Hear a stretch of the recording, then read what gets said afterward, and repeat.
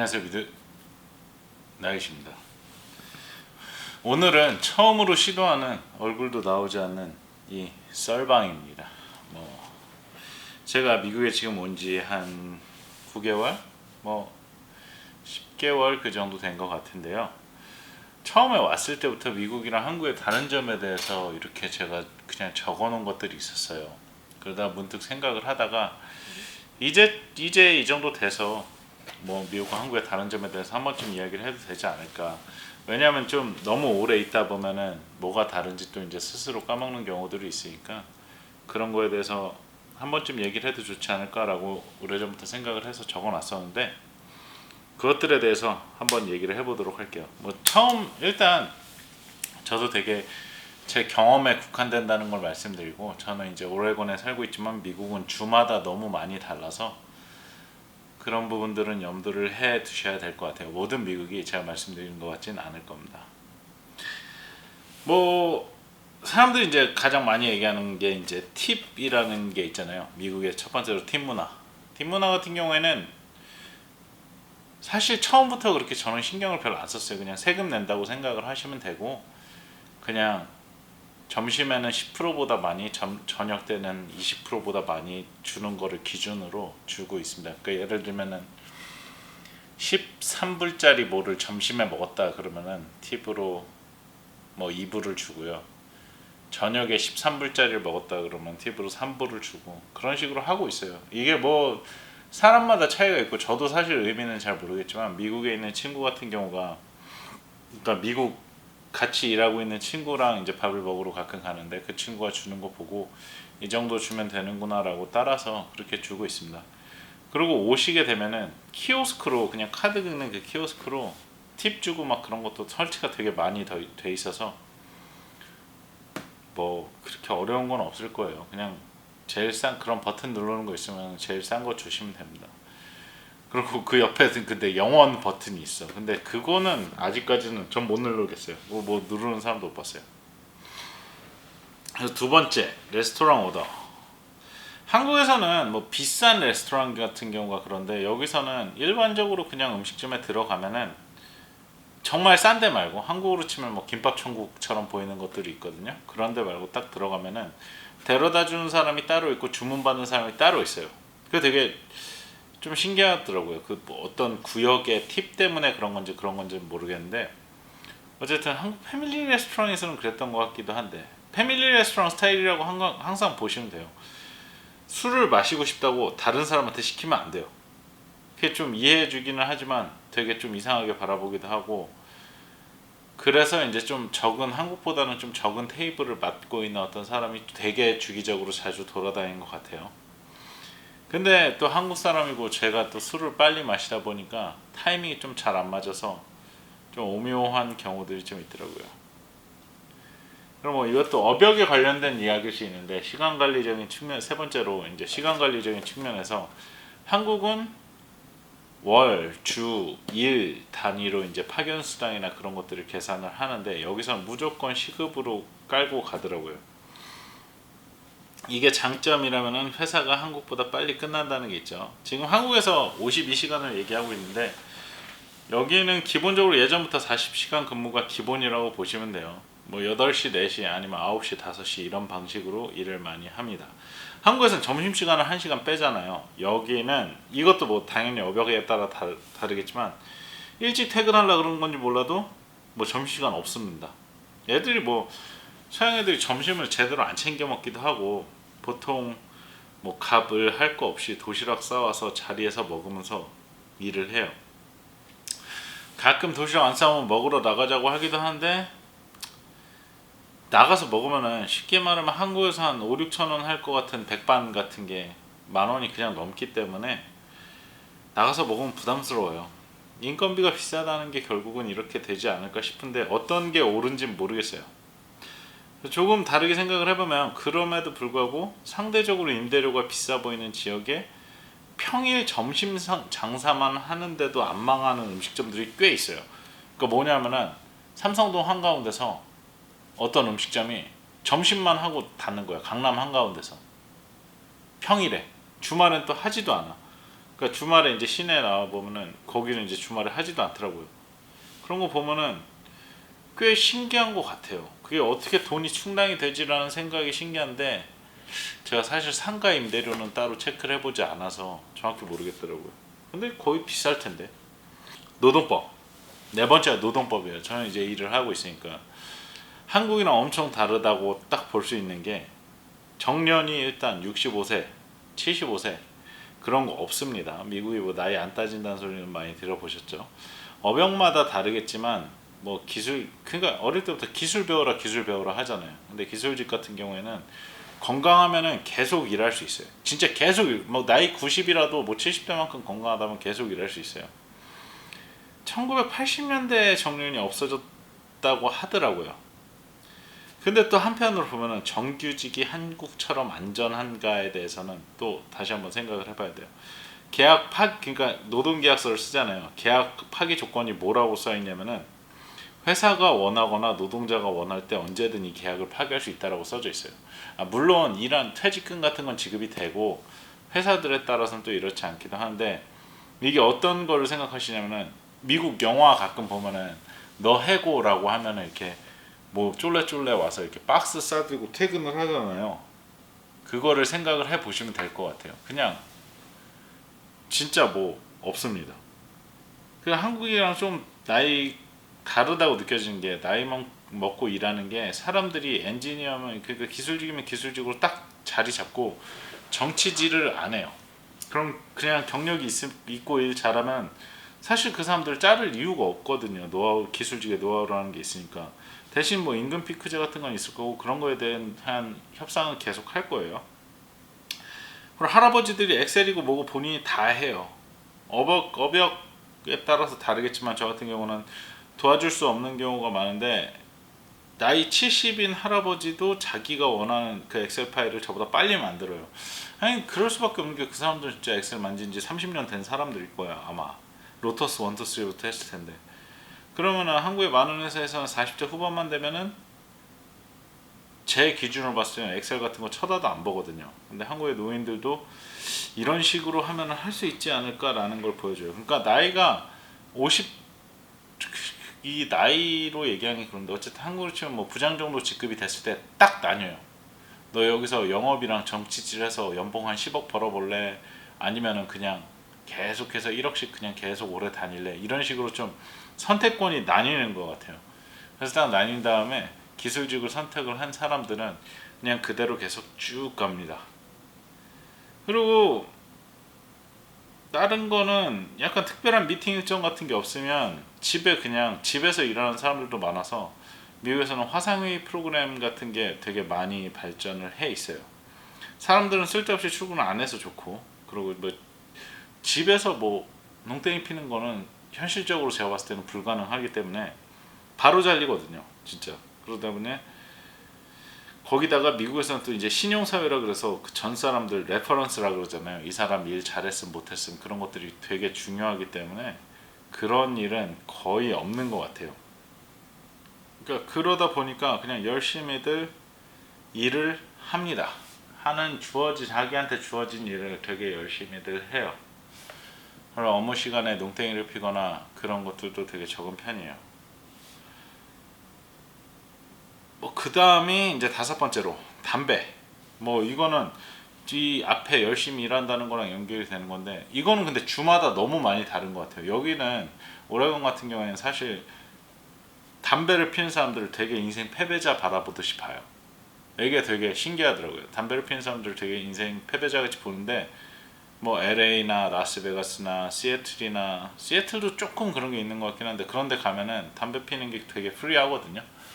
그럼 이렇게 지켜보면서 왜 그렇게 바라볼까 하면서 오레곤 사람들 이렇게 지켜보니까 여기가 대마초가 합법이에요. 그러니까 이 사람들 입장에서는 담배를 안 피는 사람들 입장에서는 담배 피는 놈이나 대마하는 놈이나 그렇게 똑같이 딱 보는 거예요. 그러니까 한국에서 만약에 뭐 잘은 모르겠지만 한국에서 누가 대마초 피고 다닌다 그러면은 이렇게 좀 저런 거나 피고 있냐 이렇게 바라볼 수도 있을 것 같거든요.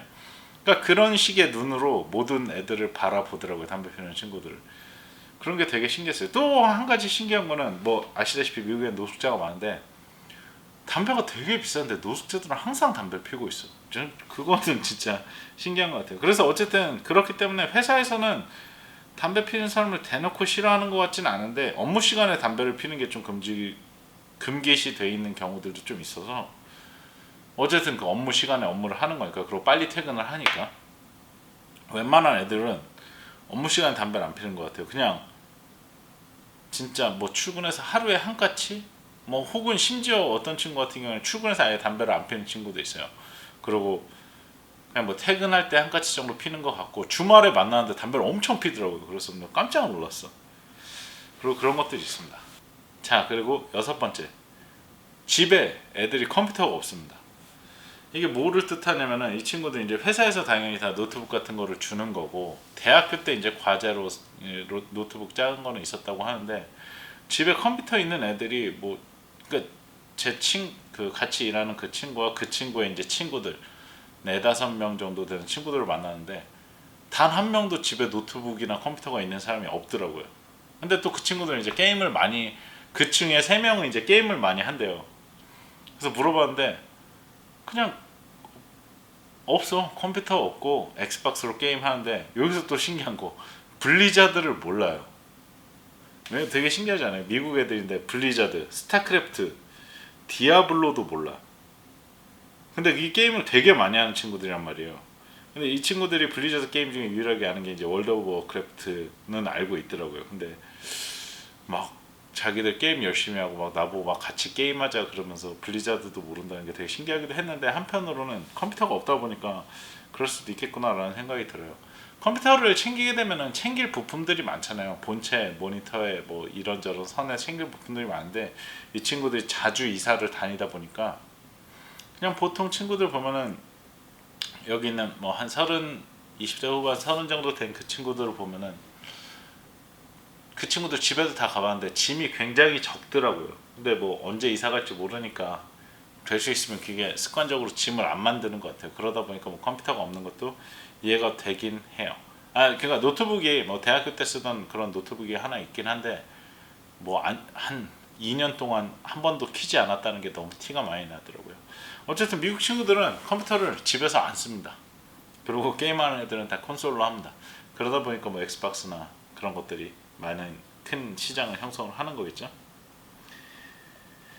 자, 그리고 일곱 번째, 이거는 뭐 차이점은 아니고 급여예요. 급여. 미국으로 오게 되면은 되게 높은 급여를 받을 거라고 생각을 하잖아요. 근데 업종마다 많이 다르겠지만, 일반 회사 급여가 한국 대기업, 삼성, 현대로 대표되는 그 한국 대기업이랑 비교하면은 적게 주는 경우가 훨씬 많습니다. 뭐 제가 기준으로 하는 거는, 제 기억에 한 5년쯤 전에 현대, 삼성 다니는 제 친구들이 대리 달기 전, 5년쯤 전에 대리 달기 전에 그 친구들이 세전 연봉을 세전 수령액, 그때 한번 모여서 한번 다 같이 까봤던 적이 있는데, 삼성 다니는 친구랑 현대 다니는 친구 세전 수령액이 5,800, 6,100 이랬었거든요. 대리 달기 직전이었어요. 5년 전에 그 정도였던 거랑 비교하면은, 여기서는 그냥 대졸 초봉이 업종마다 차이가 별로 없어요. 한 5만 5천 불 정도 되는 것 같아요. 그러니까 그런 걸로 보면은 생각보다 연봉이 그렇게 세지가 않다고 하더라고요. 다만 여기서는 이제 캘리포니아에 있는 캘리포니아 쪽에 있는 구글이나 아마존 이런 데는 제외를 하고 말씀을 드린 거예요. 그쪽은 IT IT 업종에 한정을 해서 말씀드리자면은, 당연히 미국이 연봉이 훨씬 높습니다. 한국 정도의 능력 있는 사람들을 IT에서 그 돈 주고 쓰는 나라는 선진국 중에 없다고 보시면 돼요. 그래서 어쨌든 간에 연봉이 뭐 5만 5천 원 정도 되기 때문에 되게 좀 신기했었어요. 와, 생각보다 돈을 많이 버는 나라가 아니구나. 그러니까 중소기업이랑 대기업의 편차가 굉장히 적다고 보시면 돼요. 다만 그러니까 제 말은 5,500이라는 게 평균이 5,500이라는 거예요. 평균이. 그러니까 평균도 아니지. 거의 뭐 제일 적은 수준이 5,500이라고 말을 하는 거예요. 뭐 5만 5천인데 5,500이라고 말씀을 드리는 겁니다. 그러니까 이 부분에 대해서는 한번 생각을 해보셔야 될 것 같아요. 그리고 아무리 좋은 회사, 그러니까 대기업에 들어가도 뭐 변호사나 뭐 그런 쪽이 아닌 이상에는 결국은 5만 5천 불에서 6만 불 정도로 시작을 하시게 될 거예요. 추후에도 사실 기술직으로 가서 추후에도 한 나이 경력이 한 30년 정도 쌓여도 쌓인 사람 기준으로 업역마다 다르겠지만 한 1억 2, 3천 정도 되는 것 같아요. 근데 그 사람들은 이제 그걸로 일을 뭐 한 75세, 80세까지 계속해요. 그게 더 뭐 좋을 수도 있겠죠. 생각을 해 보시면 됩니다. 그러니까 어쨌든 생각보다 한국이랑 비교하면 그렇게 연봉이 높지 않다는 거. 그리고 세금 정리. 한국에서는 웬만한 회사 다니면은 세금이 이제 자동화 처리가 다 돼가지고 국가에서도 국세청에서도 세금 처리를 되게 하기 쉽게 해놨거든요. 연동이 돼서 하기 쉽게 해놨는데 여기는 거의 토익 문제 푼다고 생각을 하시면 됩니다. 세금 정리 웬만한 한 1년에 5천만 원 버는 사람이 미국에서 세금 정리를 하려면은 몇 시간 넘게 걸려요. 어디다 딱 맡기지 않는 이상. 심지어 어디에 맡겨도 30분 넘게 걸려. 한국에서는 30분도 안 걸렸었거든요. 그런 것들은 굉장히 어렵습니다. 한국처럼 전자가 잘 안 돼 있어서 그런 것 같아요. 자, 그리고 일곱 번째, 한국이랑 미국이랑 굉장히 다른 점. 이건 맥도날드. 맥도날드 버거킹을 가보시면은 와 진짜 여기가 냄새부터가 여기가 진짜 노숙자들의 쉼터인가 딱 그 생각이 나요. 맥도날드 버거킹 앞에는 또 노숙자들이 진을 치고 있고 그래서 근데 요새는 안 가는데 처음에 초반 한 3, 4개월 정도는 한 달에 한두 번은 사 먹었거든요. 그러니까 그때 일하던 데랑 집이랑 사이에 딱 맥도날드가 있어서 집에 오면서 들려서 뭐 빅맥 세트 같은 거 하나 사서 맥주랑 같이 마시고 그랬는데 와 지금은 이제 다시 못 가겠더라고요. 냄새도 너무 심하고 와 그거 제가 그래서 이번에 한국에 휴가를 갔다 오면서 한국 맥도날드랑 버거킹을 사진을 찍어서 이 친구들한테 보여줬는데 깜짝 놀라더라고요. 정말 신기했어요. 신기해. 너무 그러니까 청소도 안 해놓고 너무 좀 그랬어. 이 친구들도 뭐 현재 그냥 있는 친구들은 거의 안 가는 것 같아요. 그리고 뭐 여덟 번째 저한테 중요한 건데 단위. 미국은 그 단위가 다르잖아요. 아실 거예요. 파운드랑 마일을 쓰잖아요. 아 이게 진짜 온 지 8개월이 됐는데 그리고 제가 이게 되게 중요한 이런 단위들이 중요한 업역에서 일을 하는데도 불구하고 도무지 익숙해지지를 않네요. 와 100kg가 220파운드. 딱 이거 하나 가지고 생각을 하는데 되게 어려운 것 같아요. 이 나라는 왜 이걸 안 바꾸는지 모르겠어요.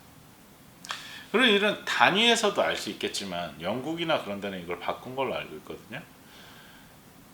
미국이라는 나라가 되게 딱 섬처럼 되어 있는 나라예요. 섬처럼 이게 뭐 좋거나 나쁘거나 잘은 모르겠지만 제가 알기로는 그리고 제가 경험하기로는 현대 사회에서 어떤 나라의 힘을 볼 때 그게 가장 중요하게 보는 게 결국은 소비력이라고 생각을 하거든요.